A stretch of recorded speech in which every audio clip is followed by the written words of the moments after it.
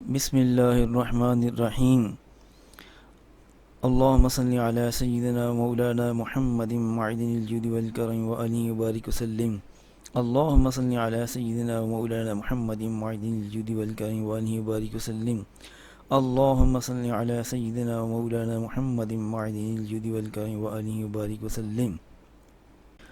اب حدیث شریف سماعت فرمائیے۔ بسم اللہ الرحمن الرحیم۔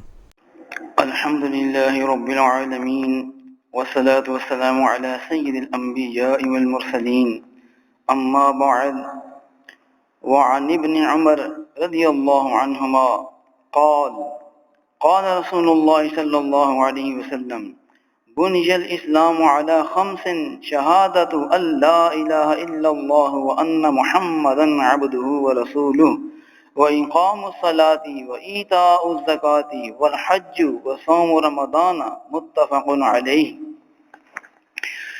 روایت حضرت عبداللہ بن عمر رضی اللہ تعالی عنہما سے وہ فرماتے ہیں کہ رسول اللہ صلی اللہ علیہ وسلم نے ارشاد فرمایا کہ اسلام 5 چیزوں پر قائم کیا گیا۔ اس بات کی گواہی کہ اللہ کے سوا کوئی معبود نہیں اور محمد صلی اللہ علیہ وسلم اس کے بندے اور رسول ہیں، اور نماز قائم کرنا اور زکوٰۃ دینا اور حج کرنا اور رمضان کے روزے۔ امام بخاری اور امام مسلم دونوں حضرات نے اس حدیث کو روایت فرمایا۔ حضرات سامعین، سب سے پہلے راوی حدیث سیدنا حضرت عبداللہ بن عمر رضی اللہ تعالی عنہما کا تعارف۔ آپ اعلان نبوت سے 1 سال پہلے پیدا ہوئے مکہ میں۔ سن 73 ہجری میں حضرت سیدنا عبداللہ بن زبیر رضی اللہ تعالی عنہما کی شہادت کے 3 مہینے بعد آپ کا انتقال ہوا۔ آپ وادی ذی طویٰ کے مقبرہ مہاجرین میں آپ کو دفن کیا گیا۔ 84 سال عمر شریف پائی۔ آپ انتہائی متقی اور سنت رسول پر عمل کرنے والی شخصیت ہے۔ آپ سے روایت کردہ حدیث انتہائی مضبوط ہوا کرتی ہے۔ آپ فرماتے ہیں کہ فرمایا نبی کریم صلی اللہ علیہ وسلم نے بنی الاسلام علی 5 کہ یہ اسلام جو ہے 5 چیزوں پر قائم کیا گیا۔ حضرات سامعین، یہ جو ایمان ہے، آپ ایمان کا لفظ کئی دفعہ سنتے آ رہے ہیں، ایمان، اسلام۔ تو آج سے یہ بات جو ہے وہ یاد رکھنی چاہیے کہ ایمان شرع میں یہ ہے وہ کس کو کہتے ہیں۔ جب بھی ایمان کا لفظ آئے گا تو اس سے مراد کیا ہوا کرے گی؟ تو سب سے پہلے سنیے کہ ایمان کا لغوی معنی ہے امن دینا۔ لغوی معنی ایمان کا امن دینا، لغت میں اس کا یہ معنی ہے، لیکن شریعت میں اس شرعی طور پر جو اسلامی احکامات میں ایمان کا معنی مقرر کیا گیا ہے وہ یہ ہے کہ ایمان ان اسلامی عقائد کا نام ہے جن کو مان کر انسان عذاب الہی سے امن میں آ جاتا ہے، یعنی ان تمام چیزوں کو ماننا جو حضور علیہ الصلوۃ والسلام اپنے رب کی طرف سے لائے۔ چونکہ ایمان صرف ماننے اور تصدیق کرنے کا نام ہے، اس لیے اس میں مقدار جو ہوتی ہے ناممکن ہے۔ ایمان کی مقدار میں کمی اور زیادتی نہیں ہوتی، ہاں ایمان کی جو کیفیت ہے اس کیفیت میں زیادتی یا کمی جو ہے وہ ممکن ہوتی ہے۔ چونکہ ایمان عبادات کی اصل ہے، اس لیے جو ہے ایمان کو پہلے بیان کیا گیا۔ سامعین محترم، یہ جو رسول پاک صلی اللہ علیہ وسلم نے ارشاد فرمایا ہے نا کہ بنی الاسلام علی 5 کہ یہ جو اسلام ہے اس کی بنیاد 5 چیزوں پر قائم کی گئی ہے۔ تو یہ اسلام ہے کیا؟ اس حدیث میں اسلام کی وضاحت کی گئی ہے۔ تو یہ جو اسلام ہے یہ خیمہ یا چھت کی طرح ہے، اور یہ 5 ارکان اس کے 5 ستونوں کی طرح ہیں کہ جو کوئی ان میں سے ایک کا بھی انکار کرے گا وہ اسلام سے خارج ہو جائے گا، وہ مسلمان نہیں ہوگا، اور اس کا اسلام منہدم ہو جائے گا، وہ اس کا اسلام ختم ہو جائے گا، وہ دائرہ اسلام سے خارج ہو جائے گا۔ قابل غور اور انتہائی اہم نقطہ یہ ہے کہ ان اعمال کے کرنے پر ان اعمال کے بجا لانے پر، اپنے وقت کے بجا لانے پر ایمان کے کمال کا دار و مدار ہے، یعنی کاملیت کا دار و مدار ہے۔ یعنی کلمہ پڑھا جائے، نماز روزہ وقت پر ادا کیے جائیں، زکوٰۃ حج اپنے موقع پر ادا کیے جائیں، تو یہ اس مسلمان کے ایمان کے کامل ہونے کی علامت ہے۔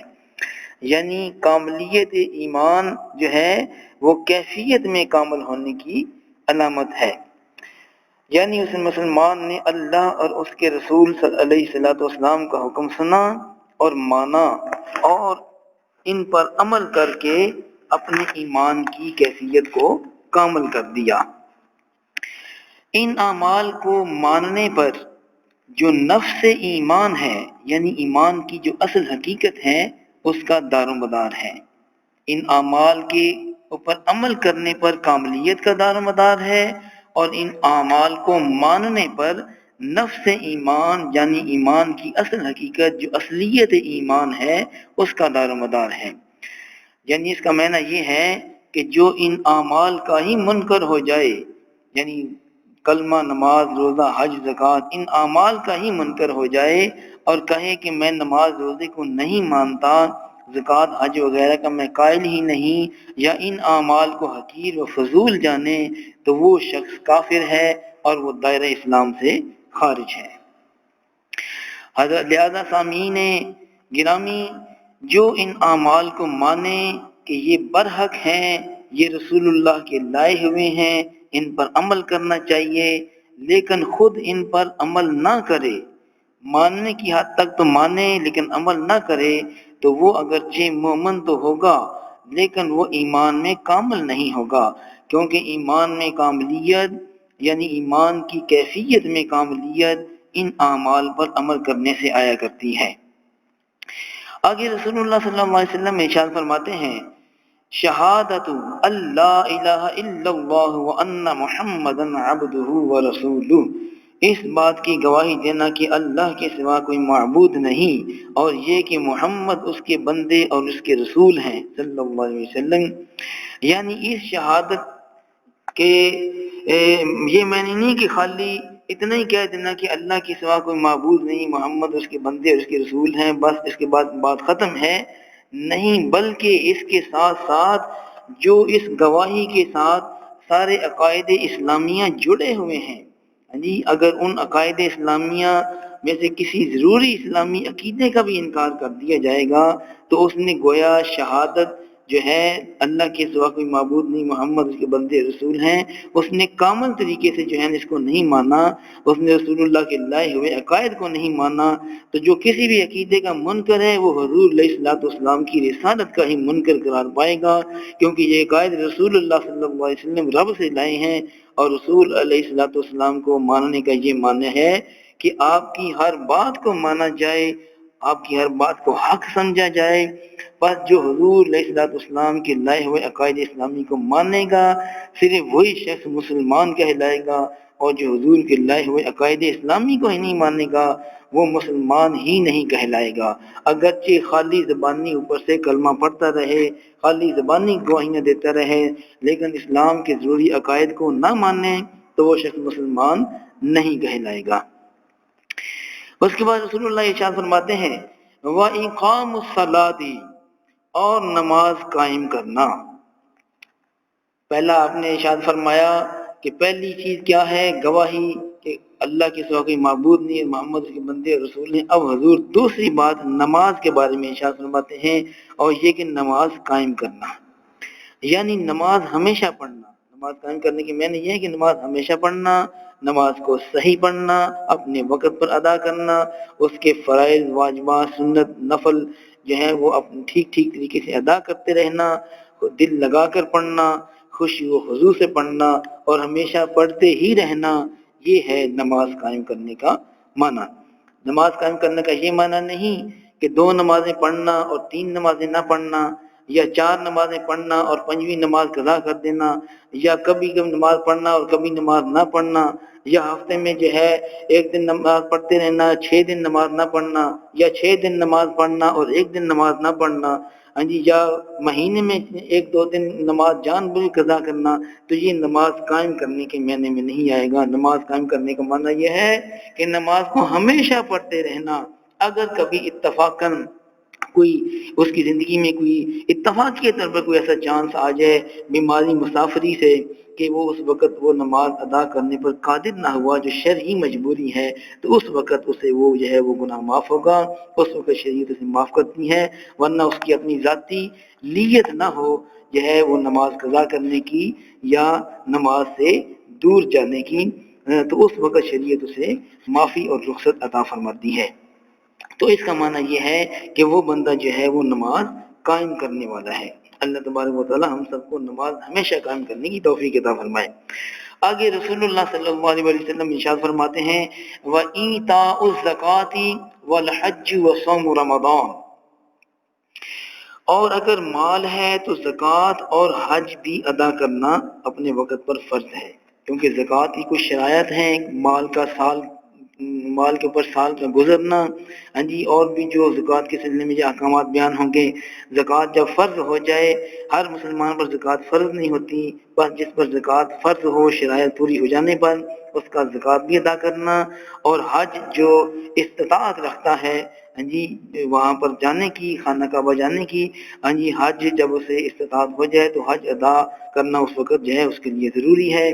اور رمضان شریف کا مہینہ جب پا لے تو پھر اس کے روزے رکھنا بھی جو ہے وہ ضروری ہوگا۔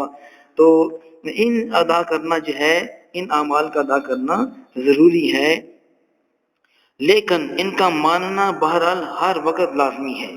مثال کے طور پر زکوٰۃ ہر بندے پر فرض نہیں، حج ہر بندے پر فرض نہیں، رمضان کا روزہ سارا سال فرض نہیں ہوتا، وہ رمضان کے مہینے میں فرض ہوتا ہے۔ تو حضرات سامعین، ان کا ماننا بہرحال لازمی ہے۔ تو نماز جو ہے یہ ہجرت سے پہلے معراج میں فرض ہوئی، اور زکوٰۃ اور روزہ سن 2 ہجری میں فرض ہوئے تھے، اور حج جو ہے وہ 9 ہجری میں فرض ہوا۔ تو اس وقت سے لے کر آج تک اور قیامت تک دائماً ابداً جو ہے ان ارکان اسلام کی ادائیگی جو ہے وہ ضروری ہے۔ ان ارکان اسلام کو مانے گا، خلاصہ حدیث یہ ہے کہ ارکان اسلام کو جو ہے مانے گا تو وہ مومن کہلائے گا، نہ مانے گا تو وہ مومن نہیں۔ لیکن جب ان ارکان اسلام کو ماننے کے بعد جب ان پر عمل بھی کر لے گا، ٹھیک طریقے سے عمل کرے گا، تو پھر وہ شخص ایمان میں کامل گنا جائے گا۔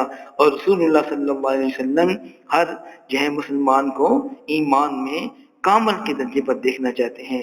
اللہ کی بارگاہ میں دعا ہے کہ وہ ہم سب کو تحقیق سے جو ہے حدیث بیان کرنے کی توفیق عطا فرمائے۔ ہمارا کام تحقیق سے حدیث بیان کرنا ہے، قبول کرنا اور ہدایت دینا سب اللہ تبارک و تعالیٰ کے ہاتھ میں ہے۔ وما علینا الا البلاغ المبین۔